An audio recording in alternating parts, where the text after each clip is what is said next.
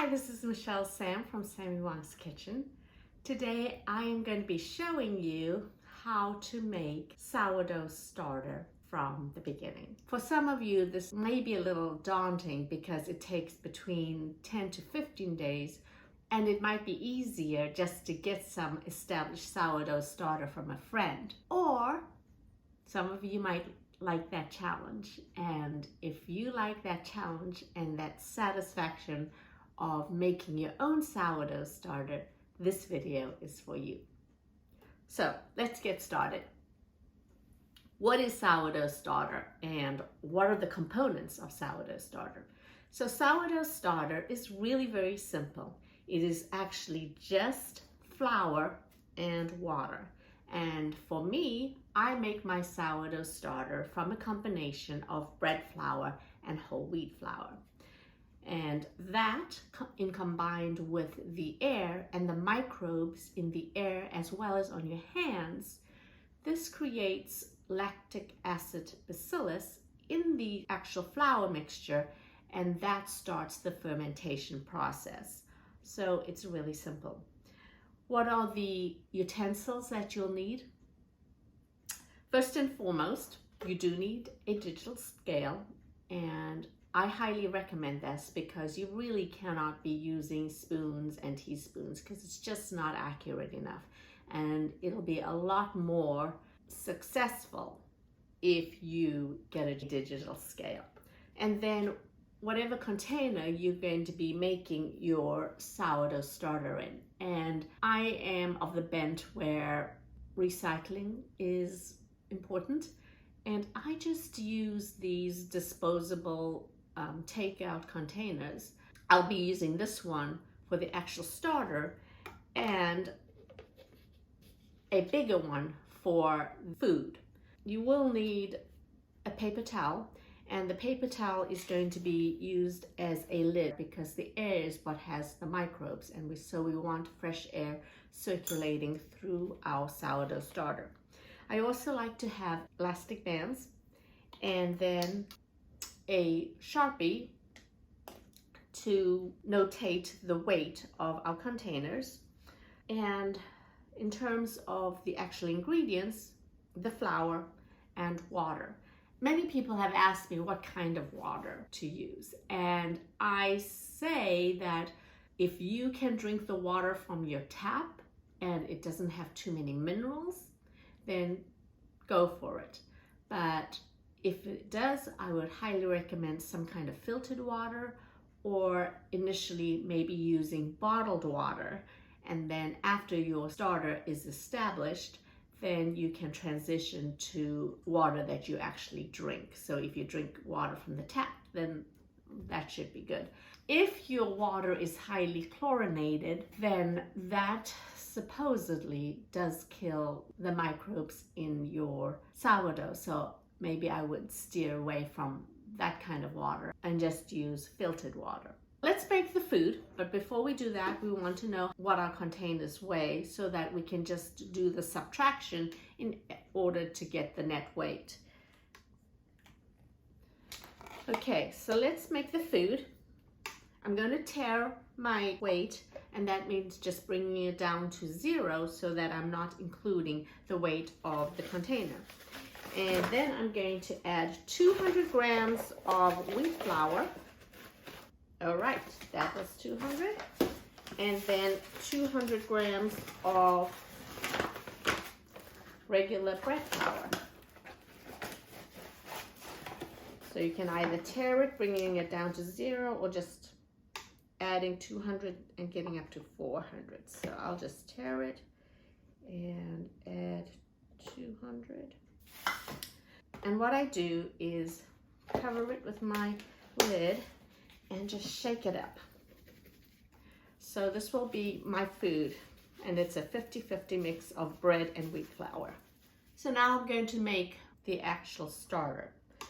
In this little container, I'm going to tare it, and from my flour mix, I'm going to add 80 grams of the flour mix and then 115 grams of filtered water.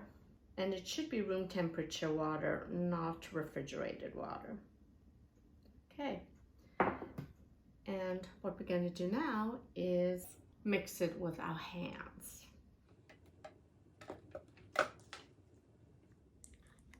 So make sure that the flour is all well incorporated into the water, and so it is lump free. So now that the mixture is lump free, we'll use a dough scraper, get all the dough off our hands, and I like just getting it off the side. And the reason I like getting it off the side is so that you can actually see the surface of the dough and progress of the fermentation. All right, so here's the dough. I'm going to place a paper towel over the top here, and I'm going to take an elastic band and cover it. So I'm just sealing it like this. And then I like to use another elastic band, and this acts as my marker. So at the beginning, you won't see much fermentation happening, but it is good to be able to know exactly where our level of dough is and then see the progress. So I just like to line up the top of the elastic with the surface of the dough, because sometimes the elastic bands are a little thick, so you need to know which one is actually the surface, whether it's the top of the band or the bottom of the band. You can see the actual flour mixture and what it looks like on day one.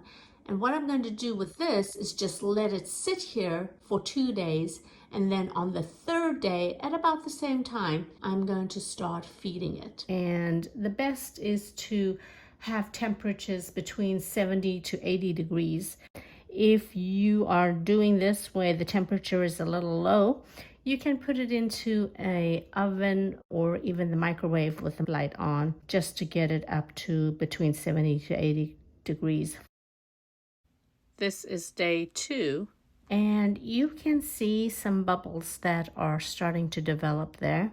The water has separated a little bit, and this liquid is actually called hooch, which is just the excess liquid that has separated from the flour mixture. So what we're going to do is just leave it as is. I'm not going to mix it, but I will mix it tomorrow. I'm just giving it time to start to ferment. This is what the side looks like. I've moved the elastic band a little lower so you can see the hooch there.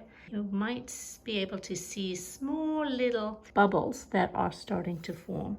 It's a little deceptive with the whole wheat flour, but I wanted to show you this so that over the course of the 10 days, you can see how it's going to change. Okay, so this is day 3, and you will see a marked difference in the appearance of the sourdough starter. For one thing, here there is some hooch, but what we really want to notice is the amount of bubbles that are here, and this is the carbon dioxide bubbles that have developed as a result of the fermentation process. More importantly, this was the level that we started off with, and now it has grown to this height. So it has more than doubled in volume. So now we're going to start our feeding regimen, and I am going to show you what it looks like from the top.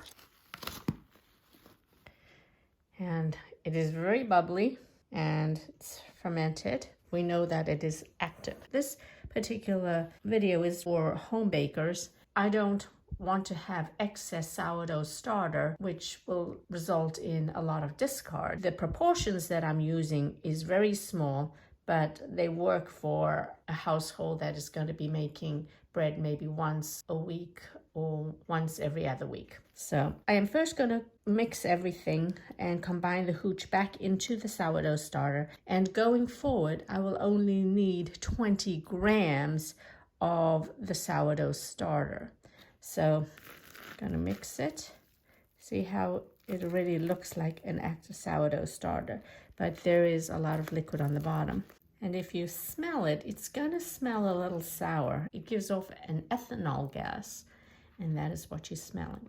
So now that it's all reincorporated, we know that our container is 11 grams, and I'm just going to make sure that we end up with 20. So what we'll need is a total of 31 grams net weight. It's actually next to nothing.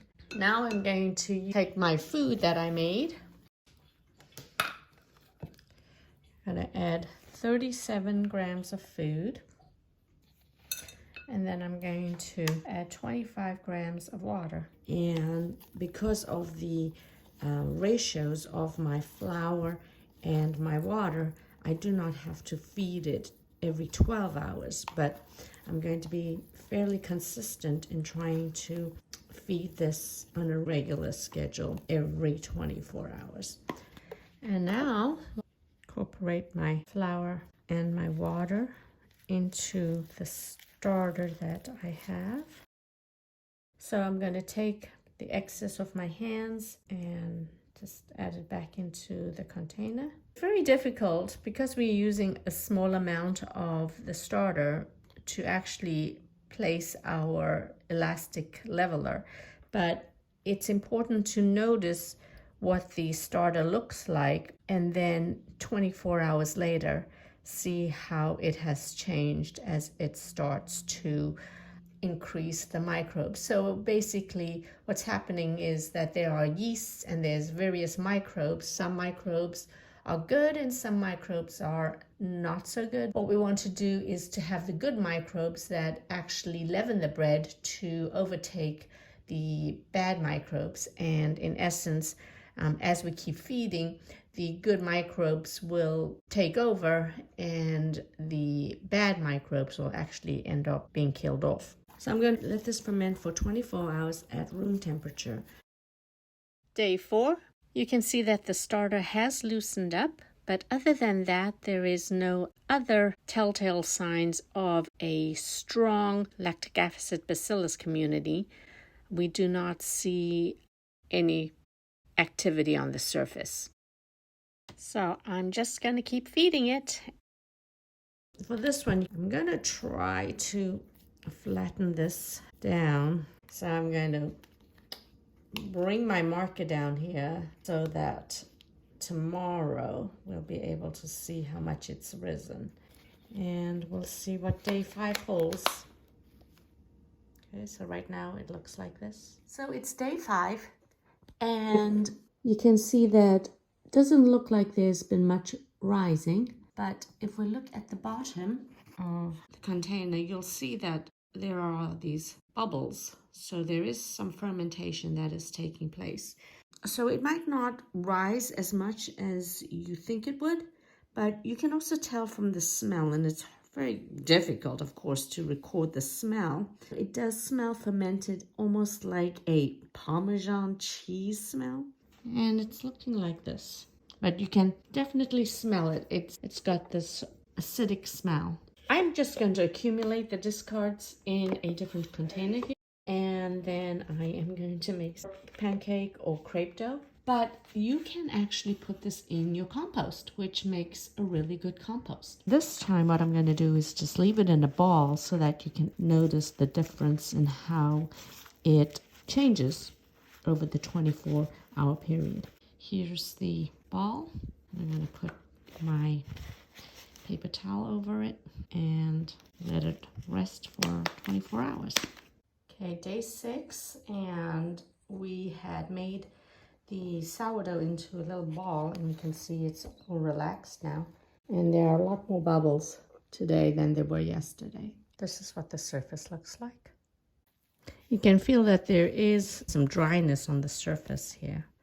Okay, so I'm going to feed it again, and we'll see what happens on day 7. Okay, day 7, and the elastic band has always been at the same level, and you can see it has almost doubled in height here. Here are all the carbon dioxide fermentation bubbles. And let's look at the top. do see some of the bubbles coming through here. And the reason why it's not really bursting, it's because there's this skin layer that is being developed as a result of the paper towel, which is preventing the actual bubbles from popping. So today I'm going to place this lid on top after I fed it. Day 8, and as I said yesterday, we were going to replace the paper towel with this plastic lid, and here is the level, and it's pretty much being consistent.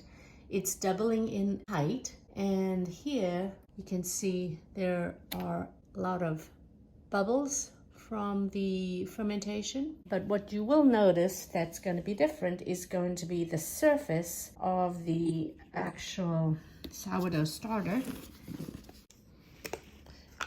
You'll notice that there's no film on the top because the air is not as dry, and you can see that there are these holes that have been allowed to pop because there is no skin. And in a sense, you can see that there are these rivulets, which is almost a levain. But we're going to give it a few more days of strengthening and keep feeding it on a regular schedule so that the number of microbes are going to multiply and it becomes a stronger leavening agent. Day 9, and it's rising and falling on schedule, and today it looks just a tad more than double in volume. This is the base, a lot of bubbles, and this really looks like levain, where you have the holes that have actually popped and the rivulets. Okay, day 10 of our starter, and it looks very predictable. It's doubling in size, and you can see that there are bubbles on the top, and also there's a lot of bubbles underneath. This starter looks like it's ready because the rise is pretty predictable. I'm going to do an experiment. I'm going to do a side-by-side comparison between a 10-day-old starter, which is this one, and a 5-year-old starter, which is this one. What I'm going to do is feed both of them tonight before making levain, and then tomorrow make bread with both these starters individually and see the outcomes of each bread. More recipes can be found on sammywongskitchen.com or social media. If you found this video helpful, please subscribe to my YouTube channel. Thanks!